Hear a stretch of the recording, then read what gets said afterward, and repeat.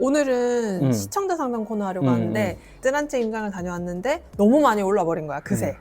그래서 지금 사는 게 고점이 아닌지, 그때 자기가 CAGR 얘기하면서 이제 너무 많이 오르면 버블이라 그랬잖아.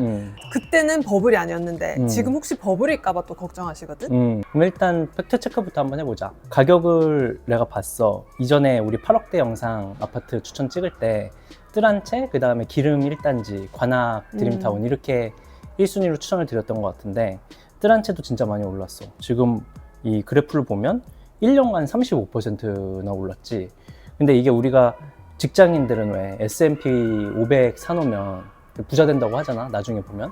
이게 연평균 상승률을 보면 잘 나올 땐 13%고 한 70년 평균 매각보면 한 10%거든? 그러니까 서울 아파트가 1년에 35% 오르는 게 말이 되냐. 그리고 지금 시장이 어떻냐면, 내가 뉴스 기사를 몇 개를 가져왔는데, 기사를 보면 3월에 강남 4구 집값 상승률 반토막이래.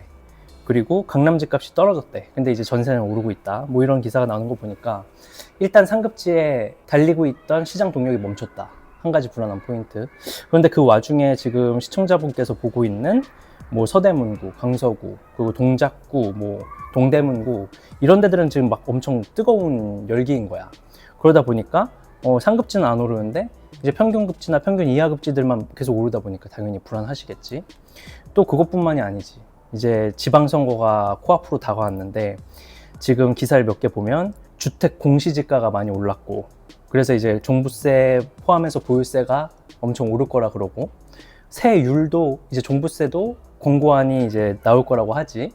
거기다가 강남 1주택자는 세금 3억 더 낸다, 뭐 이런 거 대통령 얘기한 것들, 이런 기사들을 보면 이제 하락 추세로 전환되는 거 아닌가, 이런 생각이 안 들 수가 없을 것 같아, 나 같아도. 그런데 지금 시청자분들께서 뭔가 이상하다라는 걸 느끼신 분들도 있으실 거야. 사실은 지금 보신 모든 것들이 대부분 다 2018년도 이야기거든. 지금 그래프를 보면 2017년 8월부터 2018년 9월 1년 1개월의 상승률이 35%로 나와 있지. 작년부터 지금까지의 상승률을 같은 아파트로 보면 딱 32%에서 33% 나올 거야. 기가 막히게 상승률도 똑같지. 그리고 기사를 봤을 때 아까 봤던 강남 4구 집값 상승률 반토막 났다. 이거는 이제 2018년 4월 기사고, 강남 집값 떨어지면 뭐하나, 이거는 지금 기사야. 그리고 서울 아파트 강서구, 뭐 서대문구 오른다, 이거는 지금 기사지만 밑에 달아오르는 서대문구는 지금 2018년도 기사지. 그러니까 그런 거 보면 18년도에도 상급지보다는 평균 이하의 급지에서 허리 입지에서 상승이 높았구나, 이런 것들 우리가 캐치할 수 있고, 강남은 생각보다는 약세였구나 그때, 이런 것들은 되짚어 볼 수 있지. 또 정책 규제도 너무 똑같아. 이건 많은 부동산 채널에서 이야기했는데 그동안에 나왔던 규제들이 다 파리 대책이랑 판박이라는 얘기를 하지. 그리고 앞으로 나올 규제들은 뭔가 9.13 대책, 그러니까 2018년도 9월에 나온 그 대책이랑 비슷할 거라고 예상을 하고 있어. 그렇다 보니까 기사도 앞에 두 개는 2018년도 기사고 아래는 지금 기사인데 뭐가 지금 기사인지 모르겠잖아. 이런 것들이 지금 2018년이랑 너무 판박이다, 똑같다. 그러면 이제 이렇게 생각을 해볼 수 있지. 내가 2018년도로 돌아간다면 나는 집을 살까 안 살까? 이런 질문을 나한테 해봐야 된다는 거지. 이렇게 지금 2018년도 거를 일부러 갖고 온 이유는 솔직히 자기랑 나의 입장에서 별로 그렇게 궁금하지 않잖아. 안 보지. 안 보잖아. 왜냐하면 너무 똑같고 뻔하기 때문에.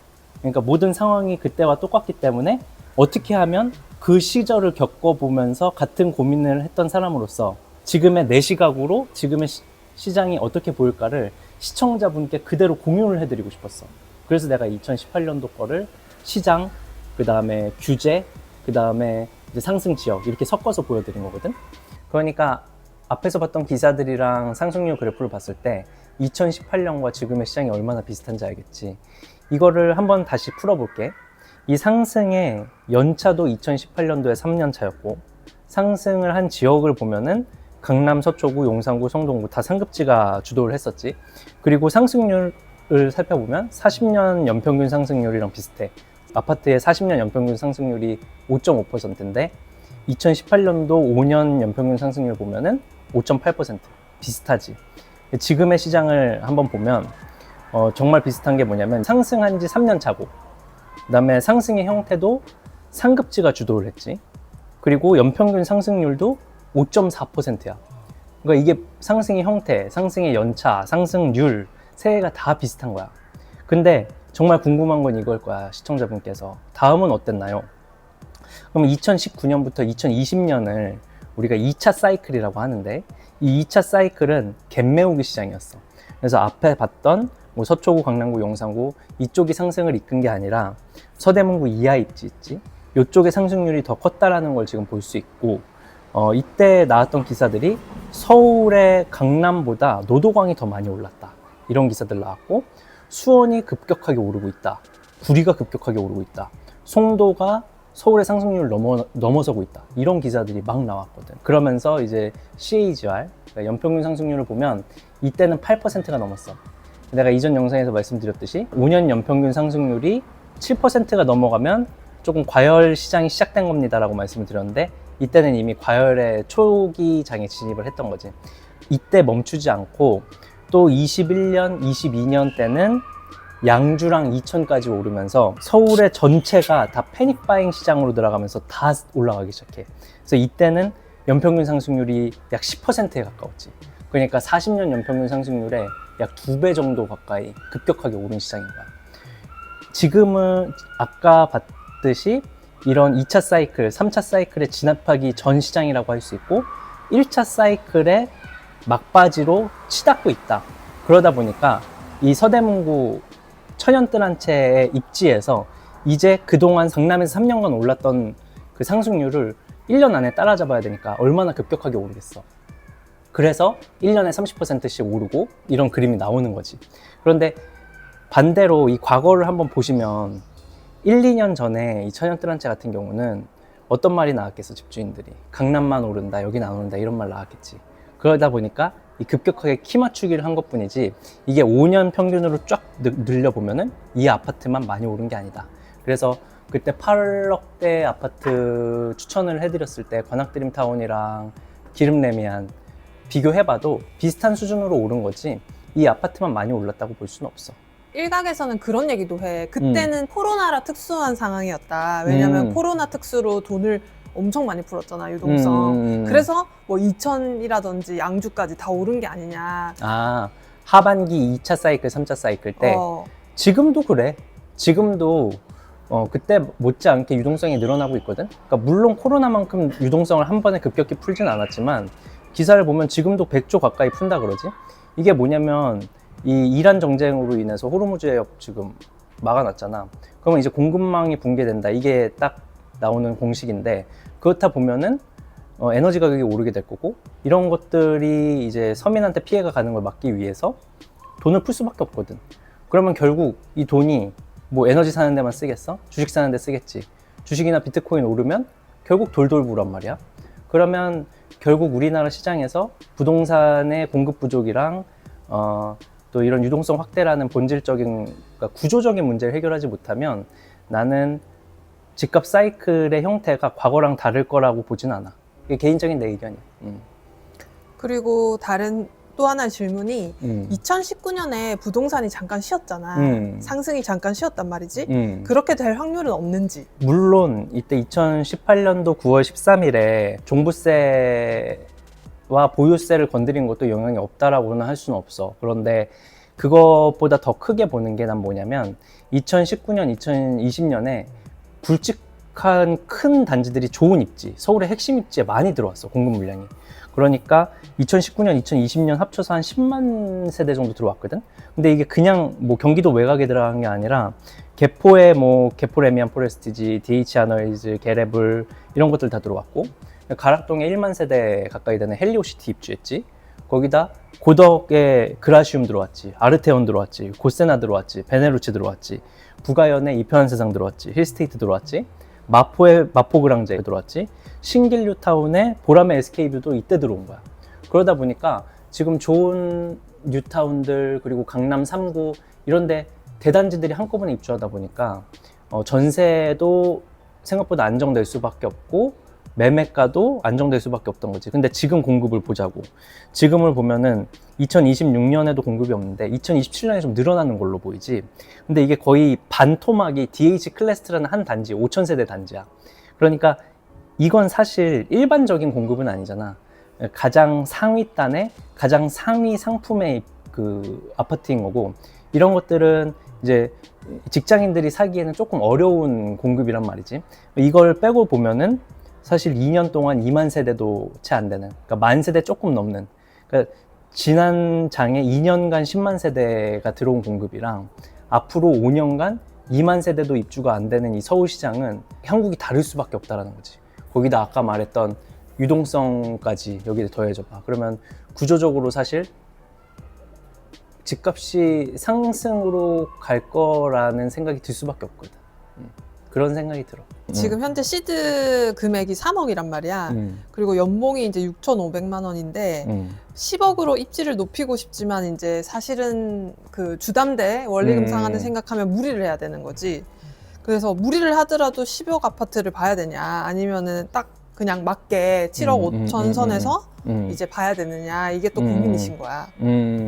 내가 좀 계산을 해봤더니 이분이 시드가 3억이시잖아? 그럼 7억 5천 아파트를 사시려면 4억 5천을 대출을 받으셔야 되는데, 이게 딱 DSR의 한도에 딱 알맞은 단계거든? 그러면 이분 연봉을 계산을 해봤을 때 7억 5천짜리 집을 사도 한 달에 실수령으로 남는 월급이 200만 원 초반밖에 사실 안 돼. 200만 원 초반으로는 우리 집값 빼고 주거비 빼고 순수 생활비 평균이 1인 가구가 170만 원, 2인 가구가 270, 3인 가구가 370 정도로 통계청이 잡아놨어. 그러면 이분이 혼자 사시면은 사실 문제는 되지 않지만 신혼부부인데 외벌이다 라면은 이제 문제가 조금 되기 시작하거든. 그래서 2인 가구면 어쨌든 내가 돈을 좀 줄이면서 사면 될 거야. 근데 3인 가구 이상이라면 그것도 너무 큰 좀 부담이 되는 선택일 수 있고, 만약에 10억짜리 집을 사시려면은 이분이 공무원이시기 때문에 뭐 교직원공제나 이런 데서 대출 더 땡겨 오실 수는 있는데, 그렇게 사고 나면 한 달에 남는 돈이 이제 100만 원이 채 안 될 수도 있는, 그러다 보니까 이제 1인 가구든 2인 가구든 3인 가구든 이 집을 지켜낼 내력이 있느냐, 여력이 있느냐, 이게 좀 의문인 거지. 우리 이전에 하워드 막스라는 투자자 얘기를 했는데, 그 투자자가 투자의 수익률을 결정하는 건 타이밍이 아니라 시간이라는 말을 했다 그랬잖아. 우리도 거기에 동감을 하고, 이 시간을 보내려면 사실 좋은 자산을 빨리 찾아서 사놓으면 되긴 하는 거지만, 그 밑에 깔려있는 전제는 내가 이 자산을 계속 끌고 갈 수 있는 힘이 있느냐거든. 10억짜리 집을 사는 게 물론 좋아. 하지만 7억 5천짜리 집도 안 오르는 게 아니고, 내가 그 집을 끌고 갈 수 있는 여력이 안 된다면 결국 나중에 좋은 시장을 만났을 때 그 차익을 내가 누릴 수가 없거든. 그러다 보니까 합리적인 선택, 7억 5천짜리 집이 난 맞는 것 같다. 7억 5천대 집을 보신 게 이전에 우리 도남동의 한신한진 아파트 추천드렸을 때, 그때 이제 4,500세대라는 대단지가 우리 한국에서 그리고 서울에서 그렇게 이제 많지 않고 희소성이 있고 거래량도 1위를 찍은 아파트다. 그래서 그것도 보신 것 같아. 그 아파트랑 같이 보시면 좋겠는 게, 같은 도남동인데 이 도남동의 왼쪽에 한신한진이 있다면 오른쪽에 보면은 이제 도남현대라는 아파트가 있거든. 이 도남현대라는 아파트는 사실 대단지는 아니야. 한 650세대 정도 되는데, 이 아파트가 좋은 게 오른쪽에 동북선이 들어가거든. 그래서 종암사거리역까지 10분 이내로 걸어갈 수 있어. 그래서 이 동북선이라는 건 왕십리로 연결이 되고, 왕십리는 사실 3대 도심으로 가는 핵이거든. 그러다 보니까 강남 접근성이 획기적으로 좋아지다 보니까 이런 곳들은 눈여겨봐야 된다. 그때 8억대 아파트에서 기름 레미안 1단지를 뎁송픽으로 찍은 것도 사실 8억대, 10억대 이하에서는 신혼부부의 출퇴근 수요가 가장 강력한 수요이기 때문에 이 입지 요소를 놓치면 안 된다고 말씀드렸는데, 그런 호재가 있는 단지. 그래서 같이 보셨으면 좋겠어. 그리고 또 한 가지 포인트는 여기가 25평 방 3개짜리 7억 5천에 가능한데, 계단식이. 한신한진 같은 경우는 24평에 복도식의 방 2개야.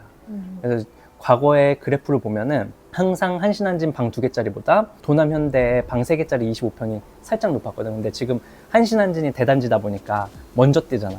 그러다 보니까 이제 도남현대 같은 경우는 약간 눌려있는 상태. 근데 호재 포텐셜 더 높은 상태. 그래서 지금의 시장에서는 한신한진보다는 도남현대를 조금 더 추천드리는, 그리고 조금 더 위로 올라가서 출퇴근이 이분이 어딘지 모르겠지만 가능하다면 창동 주공산 단지, 여기를 추천드리는 이유는 이전 영상에 GTX-C가 3월 이후에 착공이 확정될 거라고 말씀을 드렸는데 진짜 착공 확정됐지.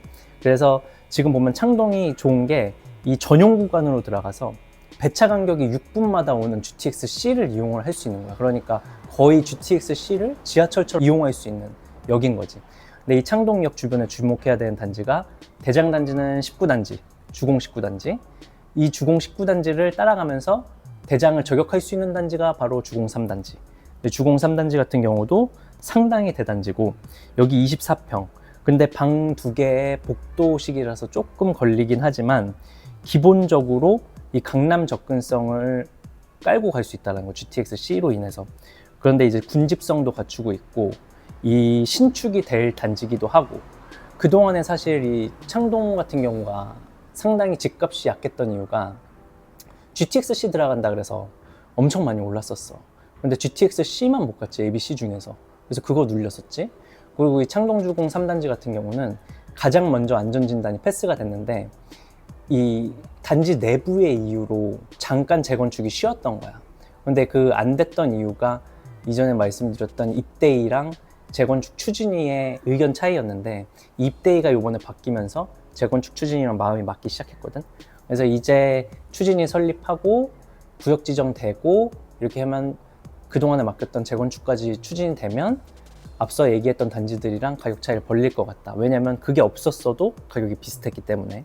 그래서 투자 관점으로서는 창동주공 3단지를 좀 보셨으면 좋겠고, 또 한 가지 이제 실거주로 완전 보자, 출퇴근으로 보자 하면은 창신 쌍용 2단지가 있는데, 여기가 창신역에서 완전 초역세권이야. 1단지, 2단지 합치면 1500세대 규모라서 대단지기도 하고. 근데 가보시면 좀 등산하는 느낌이 나. 여기도 경사가 좀 있고. 근데 가장 장점은 뭐냐? 일단 종로구야. 종로구라는 거에서 일단 끝났고, 교통이 6호선이라 조금 불편하긴 하지만 한 정거장 내려오면 1호선 갈아탈 수 있고 두 정거장 내려오면 2호선 갈아탈 수 있기 때문에 출퇴근에 전혀 문제가 없고, 그런 장점이 있지만 여기도 복도식의 방 2개 22평이다. 그래서 실거주를 중심으로 잡으실 건지 투자 가치를 중심으로 잡으실 건지 좀 보셔서 선택을 하셨으면 좋겠어. 또 8억대 아파트를 본다면 DMC 한양 가재연료타운에 있는 이제 재건축을 준비하고 있는 단지지. 요거를 한번 보고 계시다고 했는데, 요 아파트도 좋고, 또 8억대 아파트를 샀을 때 내가 현금 흐름이 200만 원 중반 이상으로 남을 수 있다, 이런 상황이라면 같이 보면 좋겠는 아파트가 이제 불광미성 아파트. 왜냐면 이제 두 단지 DMC 한양이랑 불광미성이 항상 가격이 비슷했는데, 이 사업 속도 측면에서도 불광미성은 이번에 사업구역 지정이 돼가지고 좀 더 빨리 가고 있고, 이전 영상 참고하시면 불광미성의 좋은 점들 또 보실 수 있으니까 한 번 더 챙겨보셨으면 좋겠어요. 그리고 추가로 여쭤보신 게 뜨란체에서 1층이 조금 관심이 가셨던 거야, 가격적인 측면에서. 그래서 1층을 사도 될지. 1층은 별로 추천드리진 않아. 투자 관점에서도 실거주 관점에서도 추천을 드리지 않는데, 투자 관점에서는 일단 거래가 잘 안 돼. 그러다 보니까 딜레이가 걸리는데, 이 갈아타기를 하기 위해서는 빨리 팔고 내가 빨리 좋은 물건 선점해야 되거든. 그러려면 거래량이 잘 터지는 단지, 거래량이 잘 이루어질 수 있는 층, 동, 이런 것들 선택하는 거 상당히 중요하거든. 근데 1층이나 2층, 3층 같은 경우는 잘 팔리지 않기 때문에 상승장 후반으로 가도 약간 싼 가격으로 남아있어. 그렇기 때문에 지금 금매를 잡으시려는 분들이 보는 물건이 역설적으로 다 1, 2, 3층인 거야. 그런데 이런 물건을 사면은 나도 똑같이 다음 상승장이 왔을 때 그들처럼 기다려야 된다. 이게 단점이 있어. 그러려면 갈아타기 관점에서는 별로 좋지는 않겠지. 옛날에 1층의 가격을 기준을 어떻게 잡았냐면, 로열층 대비 10% 싸면 그게 정상 가격이다. 그러니까 10억짜리 집이면 9억이면 정상 가격이다, 이렇게 했는데, 요즘 매물들 쌓이거나 이제 부동산 소장님들이랑 얘기를 하다 보면 그 가격의 격차가 15% 정도. 많이 나는 단지들은 20% 정도 나는 거야. 그러니까 10억짜리 집이면 1층에 팔리려면 8억 5천이나 8억에 내놔야 돼요, 사장님. 이렇게 얘기를 한다는 거야. 근데 우리가 이전에 영상에서 얘기했을 때 한강의 중요성이 많이 올라가고 있다, 이렇게 얘기를 했잖아. 그게 다시 말하면 조망권이거든. 그러니까 고층으로 갈수록 좋은 조망을 가질 수 있고 내 삶의 질이 좋아지는데, 이 우리나라의 경제가 성장하고 또 뭔가 소비력이 늘어날수록 사실 내가 필요보다는 이렇게 나의 삶의 질을 올릴 수 있는, 삶의 퀄리티를 올릴 수 있는 요소들, 이런 상품성이 더 이제 프리미엄이 붙고 있다. 그래서 지금은 입지를 포기하고 싶지 않은 마음 잘 알겠지만 그래도 내가 갈아타기를 생각을 하고 있다면 입지를 하나 낮춰서라도 좋은 대장 아파트, 그 중에서도 로얄동, 로얄층 이런 것들을 먼저 보시면 좋겠다, 이런 생각이 들어.